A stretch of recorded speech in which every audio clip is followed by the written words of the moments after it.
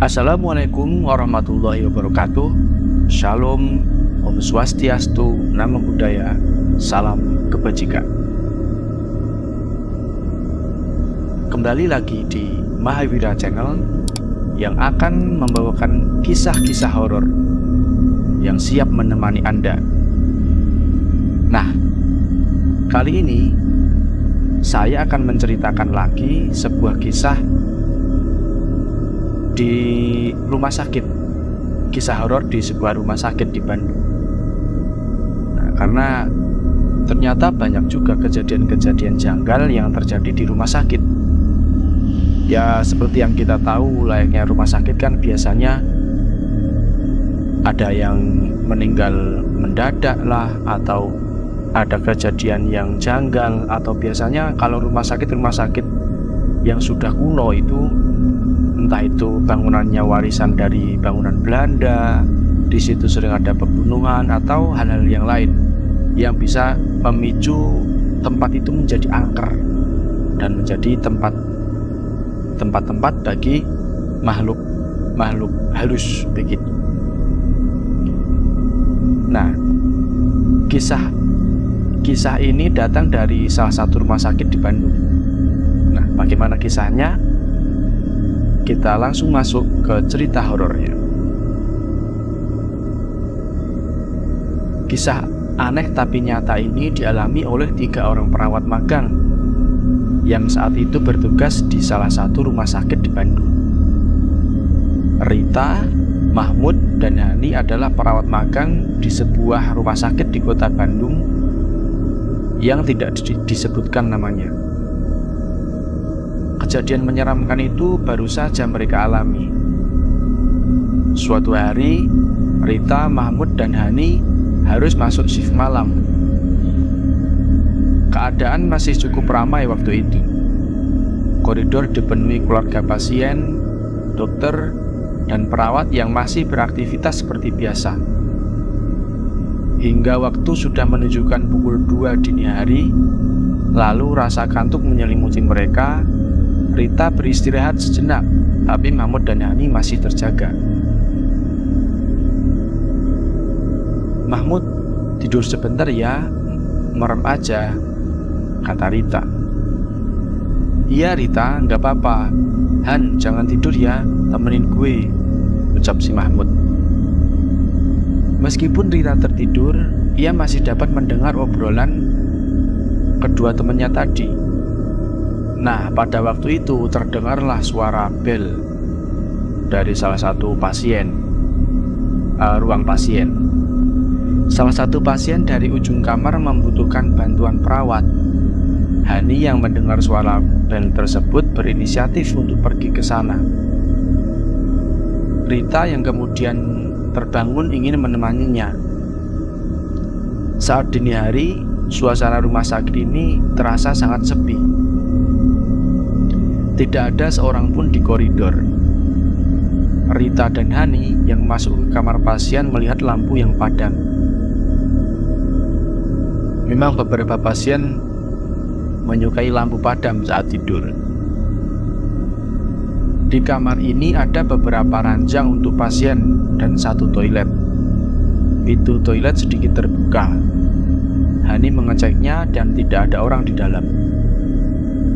Hanya ranjang paling ujung dekat jendela yang tertutup gorden. Oh, yang itu pasiennya, kata Hani sambil menyalakan lampu. Mereka segera pergi ke ranjang pasien tersebut. Rita cukup ketakutan karena kamar yang cukup besar ini hanya diisi satu pasien. Rita dan Hani saat itu sudah siap untuk menyibak gorden dan menyapa pasien. Tapi betapa terkejutnya mereka karena melihat ranjang pasien kosong. Rita melihat Hani dan menyadari kalau tidak ada satu orang pun di kamar ini. Hani yang panik segera berlari keluar meninggalkan Rita sendirian. Rita diam mematung dengan kaki yang masih lemas. Ia memberanikan diri untuk mengecek keadaan sekitar. Namun tidak ada tanda-tanda keluarga pasien. Berusaha untuk tenang, Rita kemudian mematikan lampu dan keluar dari kamar itu. Pikiran Rita kalut, badannya panas dan darahnya seolah naik ke ubun-ubun. Sesampainya di ruangan jaga, Mahmud berusaha untuk menenangkan diri. Mereka tidak menceritakan kejadian ini kepada Mahmud karena masih dini hari. Waktu berlalu dan menunjukkan pukul 3. Rita tiba-tiba ingin pergi ke toilet. Ia meminta tolong kepada Hani dan Mahmud untuk menemaninya ke toilet karena masih ketakutan dengan kejadian di kamar pasien tadi. Toilet karyawan rumah sakit ini cukup terang dan bersih. Ada 4 bilik toilet di sini. Rita memastikan tidak ada seorang pun di toilet ini karena semua pintu bilik terbuka. Baru saja Rita masuk ke salah satu bilik, terdengar suara flash dari bilik kosong di sebelahnya. Merasa ada kejanggalan di toilet ini, Rita bergegas pergi, menarik Hani dan Mahmud ke ruang jaga. Singkat cerita, pagi pun tiba. Rita dan Hani bercerita kepada perawat seniornya tentang kamar pasien nomor 4. Oh iya, awalnya di ruangan itu ada pasiennya, tapi udah meninggal 5 hari yang lalu, kata perawat senior sambil tersenyum. Mendengar jawaban perawat senior itu, Rita dan Hani hanya bisa saling bertatap dan ketakutan. Jadi seperti yang saya bilang di awal tadi, biasanya rumah sakit ini terkadang menjadi angker karena banyak kejadian-kejadian yang janggal. Seperti contohnya adalah ini.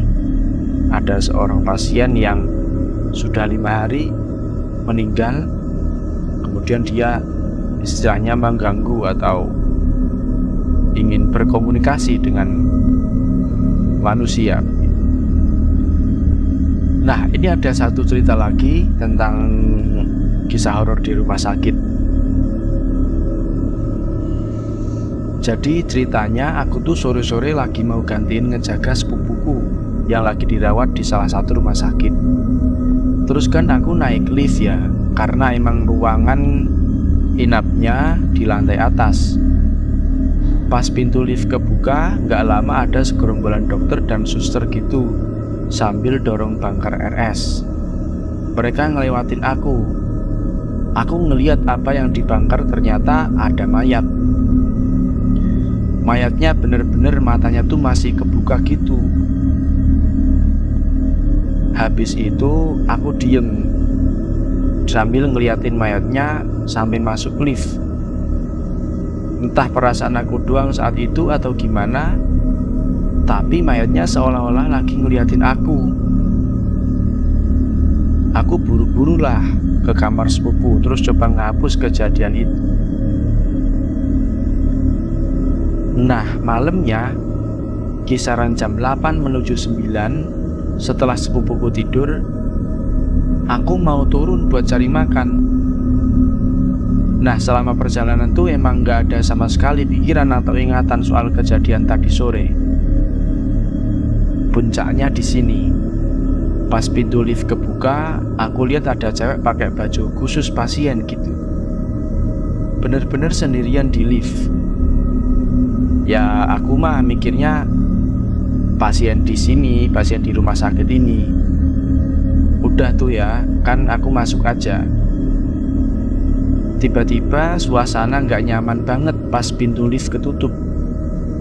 Aku bukan anak indigo, tapi cukup peka sama hal gituan.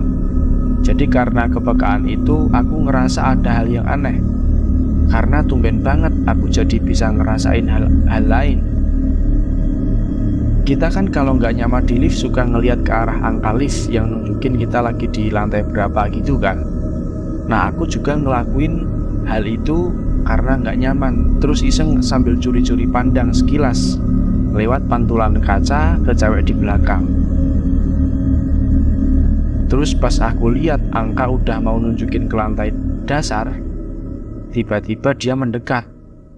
Terus bisikin yang benar-benar jelas aku dengar. Dia ngomong gini, Kamu lihat mayatku kan? Aku akan dikubur besok pagi. Terus ting, pintu kebuka, aku langsung ngajir keluar. Gila ini, kalau saya di posisi si mbak-mbak tadi tuh udah bener-bener takut sih. Tiba-tiba ternyata si mayatnya tadi tuh nggak cuman dia muncul, tapi dia ngebisikin lagi. Ngebisikin kalau kamu lihat mayatku kan, aku akan dikubur besok pagi. Wah, udah merinding banget sih. Nah, itulah sekian mungkin beberapa dua cerita tentang kisah horor di rumah sakit. Buat kalian yang kerja di rumah sakit sebagai perawat atau dokter, atau mungkin lagi jenguk saudara, keluarga, atau siapapun ke rumah sakit, mungkin bisa lebih hati-hati. Jangan lupa berdoa dalam setiap kegiatan atau aktivitas, apalagi ketika malam dan di situ sedang sepi atau orang lagi tidur atau bagaimana. Nah, perbanyak berdoa, semoga kita dijauhkan dari hal-hal yang tak kasat mata, dijauhkan dari makhluk-makhluk yang mengganggu kita gitu. Mungkin cukup itu aja cerita dari kami. Buat kalian yang memiliki cerita menarik, bisa kirim ke email yang akan saya tuliskan di deskripsi. Terima kasih. Wassalamualaikum warahmatullahi wabarakatuh.